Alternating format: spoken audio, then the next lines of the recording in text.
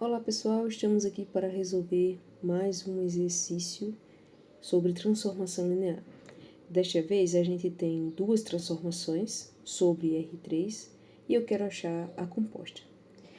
Bem, trabalhar com composição, nós já sabemos o que significa, né? Fazer S composta com T quer dizer que eu vou primeiro, isso vai agir sobre um elemento de R3. Mas o que significa? Significa que eu primeiro vou calcular isso pela aplicação T e depois achar a imagem pela S. Significa que eu quero saber quem é a imagem por S do vetor z menos 2x, y, menos 2x menos y, z menos x, y. E aí eu tenho que usar a lei de formação de S para fazer isso. Como assim a lei de formação? Ó, observe que como é que S está definido. Dado um vetor com essas coordenadas, eu sei que a primeira é sempre a soma da primeira com a terceira. Então, eu teria que fazer isso aqui,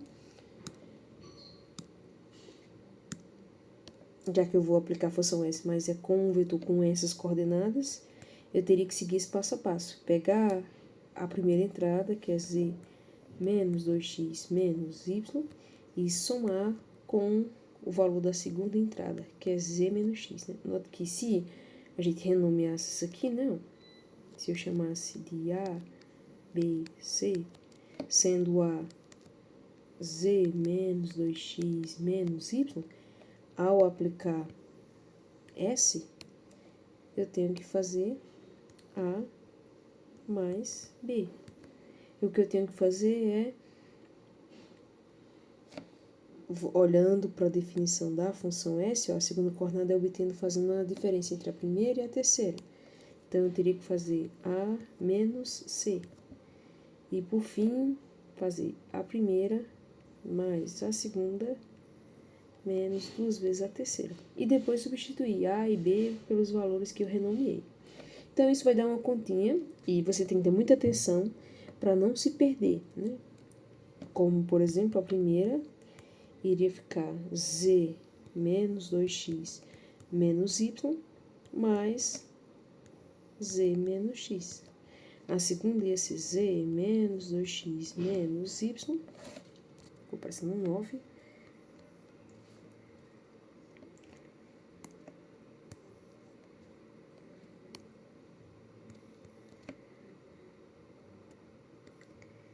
e a primeira, que é z menos 2x menos y, mais a segunda, estou com o mesmo problema das aulas, já não coube, né? Eu teria que ter começado bem mais lá no início, mas dá certo também.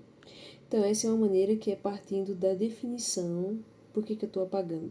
Porque ao trabalhar com transformações lineares, a gente tem uma resolução alternativa, que é o seguinte. Calcular composição pode ser entendido como uma espécie de produto que a gente está definindo no espaço das transformações lineares. E, por conta da nossa identificação, que toda transformação linear fixada às bases é uma matriz, pode ser definida por uma matriz, pode ser representada por uma matriz, mas esse produto vai ser o produto das matrizes. E aqui eu posso, como não tem nada, nenhuma especificação no problema, eu poderia, na verdade, escolher quaisquer base para R3. Eu vou, claro, escolher aquela que é mais fácil de trabalhar com ela, que é a canônica. Então, quando é canônica, quando eu não posso não colocar nada, né? Não colocar aqui aqueles índices que a gente costuma colocar, porque é em relação à base canônica. Então, a gente viu que quando eu pego essa espécie de produto de transformações lineares, que é a operação de composição que está bem definida, que faz sentido, em termos de matrizes, eu estou fazendo o produto das matrizes. Então, em vez de a gente seguir a definição de função composta, que era aquela minha resolução inicial, eu posso primeiro achar as matrizes e então multiplicar. E isso é fácil. Vamos lembrar que para achar a matriz de S, né, vamos considerar a base canônica de R3. Então, com relação à base canônica, quem vai ser a matriz de S? Vai ser uma... Como a gente está de R3 sobre R3, aqui nessa questão tem até uma terminologia que é nova para vocês, né? Está chamando os operadores e não as transformações lineares. Isso porque a gente pode definir uma transformação linear de um espaço sobre ele mesmo. E aí, quando a gente tem é exatamente a situação que é o domínio e o contradomínio tratam-se do mesmo conjunto, a gente diz que isso é um operador. E se ele é linear, chamamos de operador linear. Aí, nesse sentido, basta dizer onde é que esse operador linear está definido, que no caso é em R3. Então, um operador linear sobre R3 é essa situação. É uma aplicação que vai de R3 para R3. Então, consequentemente, a matriz que representa vai ser uma matriz quadrada de ordem 3. Então, o que eu vou precisar? As colunas vão ser a imagem dos vetores da base. Então, eu vou calcular quem é S de 1, 0, 0. Né? A base canônica é a base ordenada, onde E1 é o primeiro vetor, E2 e E3. Né? Sendo E1 o vetor 1, 0, 0, e assim sucessivamente. E2 é o vetor 0, 1, 0, e E3 é o vetor 0, 0, 1. Então, estou considerando essa base ordenada. Então, eu vou pegar o primeiro vetor e calcular a imagem dele. Bem, note que ao fazermos x igual a 1, y igual a 0 e z igual a 0, nessa expressão só vai sobrar os termos que dependem de x. Então, a imagem vai ser 1, 1, 1. Já a imagem do segundo vetor da base, que é o 0, 1, 0, agora, como x e z vão ser 0, só vai depender de y. Então, vai ficar 1 na primeira coordenada, 0 na segunda, né? Porque já não tem y. E x e z são 0, são iguais a 0. E no final, a última coordenada, eu vou ter a coordenada... Coordenada 1. E o último, que é o S de 0, 0, 1, vai ser só dependendo de z. Como não aparece z na primeira coordenada, vai ficar 0, menos 1, menos 2. Então, como eu já sei que essas são as imagens dos vetores da base, então, a matriz de S com relação à base canônica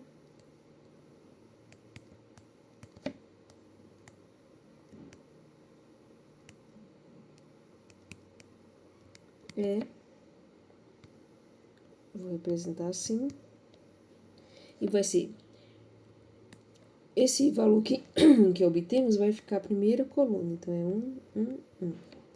Depois a imagem do segundo vetor da base, que é 1, 0, 1, e por fim 0, menos 1, menos 2. Então essa é a forma como S é representada com relação à base canônica. Aí a gente faz a mesma coisa para T.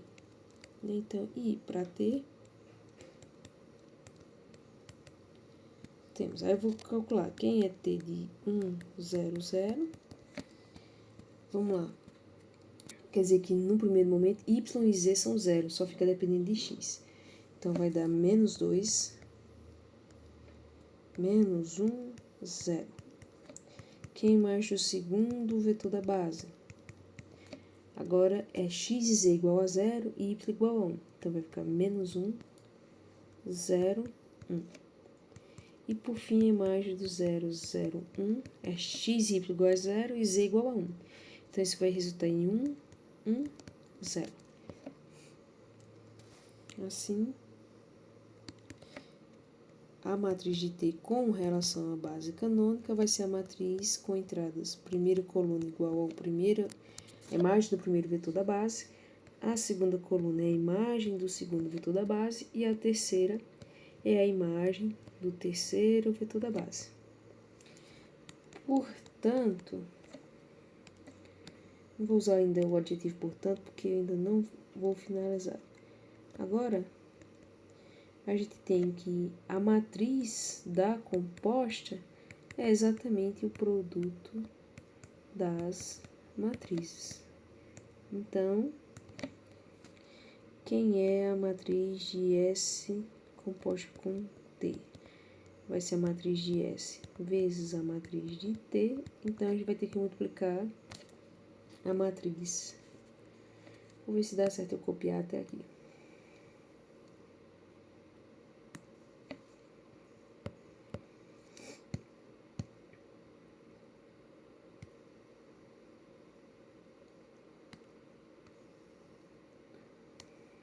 Vai ser essa vezes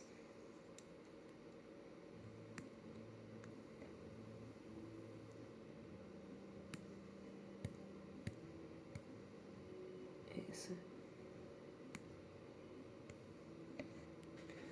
Pronto.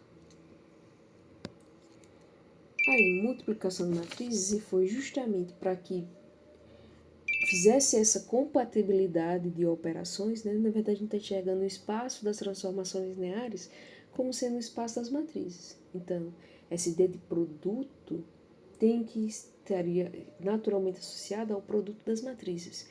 Só que quando a gente fez a lógica de que como deveria ser a matriz da função composta, se a gente fizesse coordenada a coordenada como a nossa intuição sugeriria que funcionasse uma multiplicação, essa igualdade aqui não seria verdade. Ou seja, a matriz da composição seria uma, enquanto que o produto daria uma outra matriz diferente. Então, para que a gente tenha exatamente essa igualdade,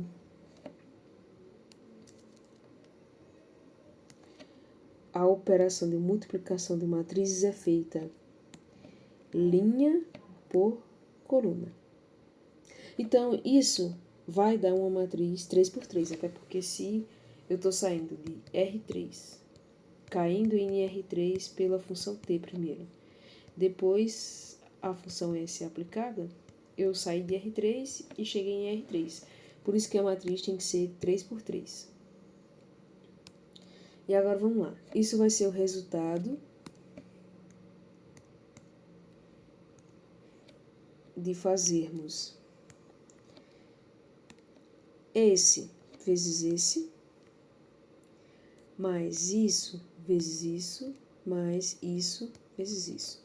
Ou seja, o primeiro elemento da matriz vai ser o resultado da primeira linha pela primeira coluna. Então, vai dar menos 2, menos 1, mais 0. Agora, digamos que eu queira escrever o valor de entrada da matriz que corresponderá à primeira linha ainda, mais na segunda coluna. Então, isso vai ser resultado do produto da primeira linha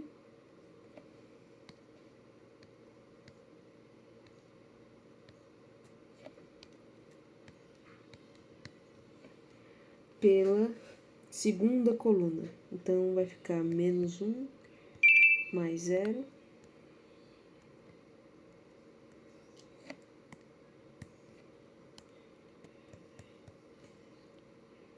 mais 0.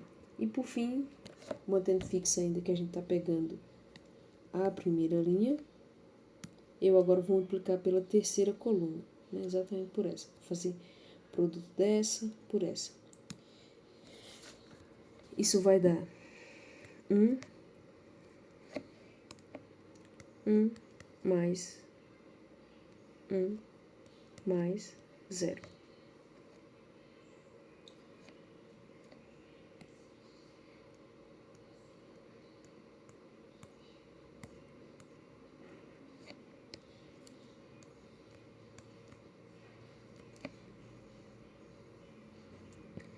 Agora, eu vou pegar essa e multiplicar por essa.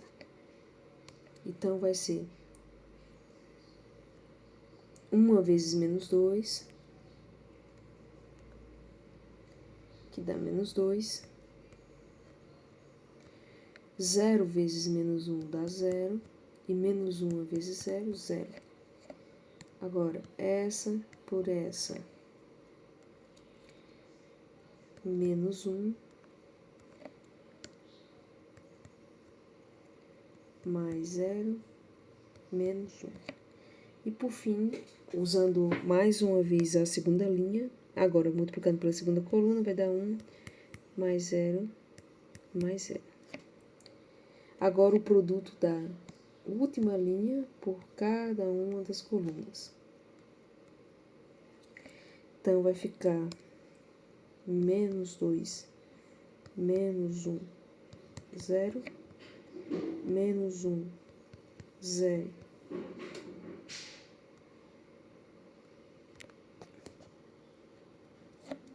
Menos 2.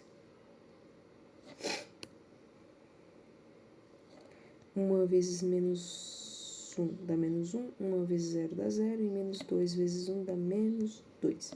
E por último, 1 mais 1 mais 0.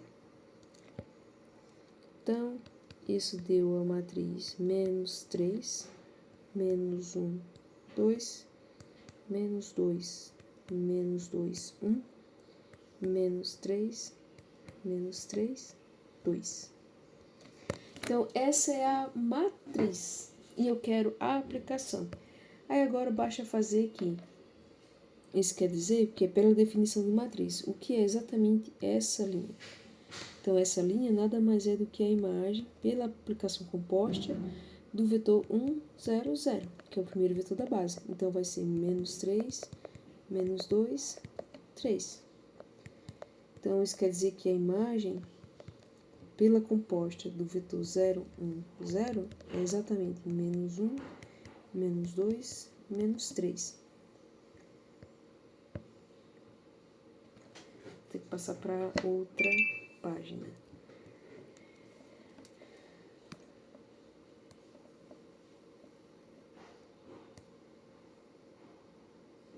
Tem essa vantagem, né, que posso mover assim. E a imagem pela composição.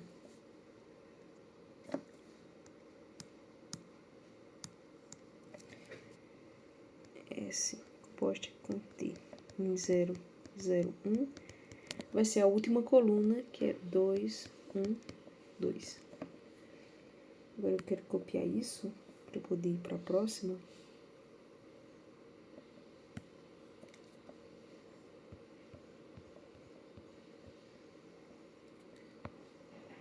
Vou colar aqui.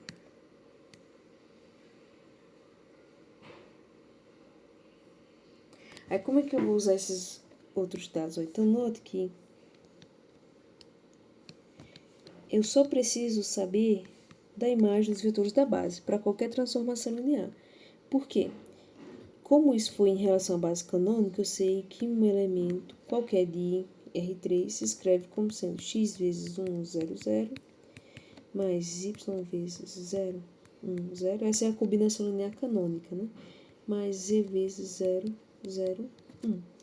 E daí, ao aplicar a transformação linear, como ela é linear e quebra, portanto, né, compatível com a soma e a multiplicação por escalar, isso vai se transformar em xt de 1, 0, 0, porque na prática eu ia aplicar t de um lado e t de outro, ou seja, eu ia ter que pegar t de toda essa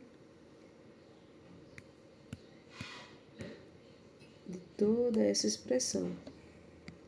Mas, como a transformação linear, ela quebra somas e também ela é compatível com a multiplicação por escalar, esses escalares podem sair da aplicação, isso vai me permitir dizer que a imagem, né, a imagem de uma combinação linear é uma combinação linear das imagens exatamente desses vetores que aparecem na combinação. Então, isso vai ficar xt de 1, 0, 0, mais y vezes t de 0, 1, 0, mais z vezes t de 0, 0, 1. Isso aí tudo tremido, né? Fica meio feio, é um probleminha na caneta. Bem, então é por isso que eu só precisava saber desse valor, desse valor, desse valor. Porque os escalares que aparecem aqui são os mesmos que estavam na combinação inicial.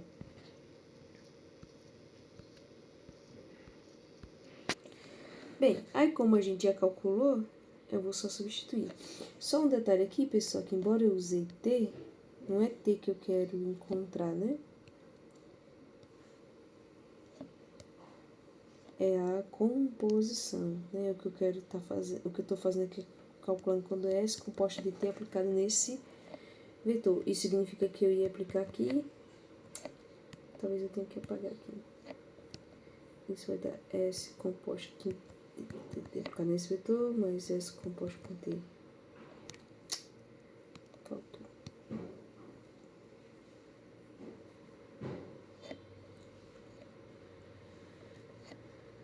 Aqui tem que ficar X que multiplica isso. E aqui seria mais Y que multiplica isso. Mais Z que multiplica isso.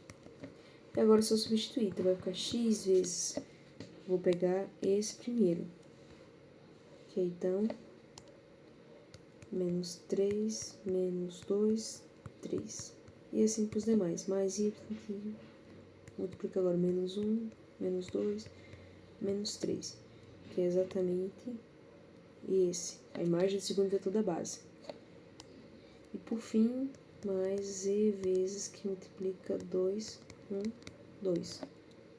Pegando agora a imagem do último vetor da base. Então, isso vai ser igual. Agora é só ver em que resulta. Que terno ordenado isso resulta. Vai ficar menos 3x menos y mais 2z menos 2x menos 2y mais z e 3x menos 3y mais 2z. E essa é a solução final. Essa é a composição, né? Portanto, S composto com T aplicado em qualquer termo